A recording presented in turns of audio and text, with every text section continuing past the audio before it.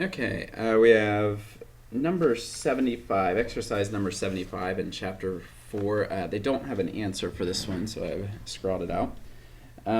We're flipping a fair coin until we get heads for the 10th time.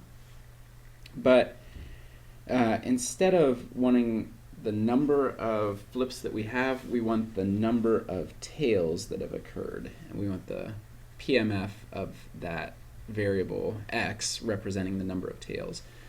So if we just wanted the number of flips, that would be a negative binomial, where our r, the number of successes, would be 10, considering getting a head as a success, and the chance of getting a success on any flip is 0.5.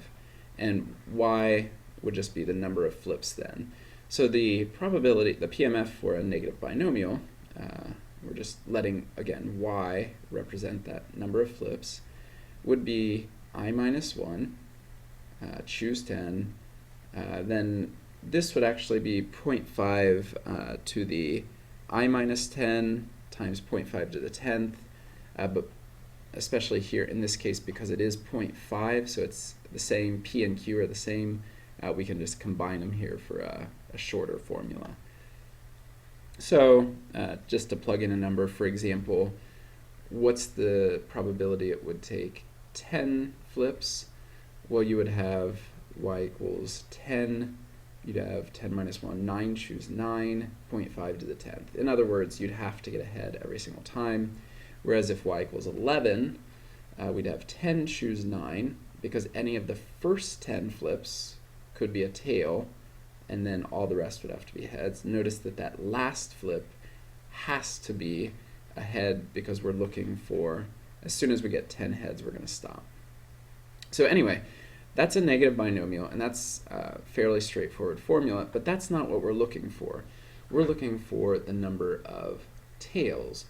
Well, if we know the number of flips, if we know y, we can easily get the number of tails because we know that there were exactly 10 heads in however many flips we had.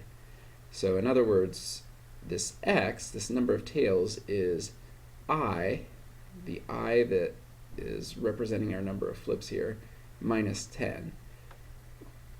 In other words, we could think of, I didn't write this anywhere, but we could think of x as y minus 10. That would relate the two variables right there. So if we just plug this in, let's use a different dummy variable instead of I. You wouldn't have to. Probability that x equals k then is k plus 9, choose 9, 0.5 to the k plus 10.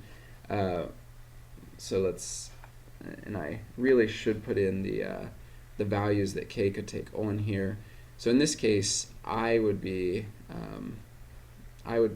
10, 11, 1 to infinity, and x here would be, or sorry, k would be 0, 1, and so on. Any non-negative integer. Let's just plug the lowest one in to make sure that's working. So k equals 0. This would be the chance that we got no tails before we got 10 heads. So we'd have 9 choose 9, which would be 1, 0.5, 0 plus 10, in other words 0.5 to the 10th, which makes sense because each of those first 10 flips would have to be a heads, so we'd have 0.5 to the 10th.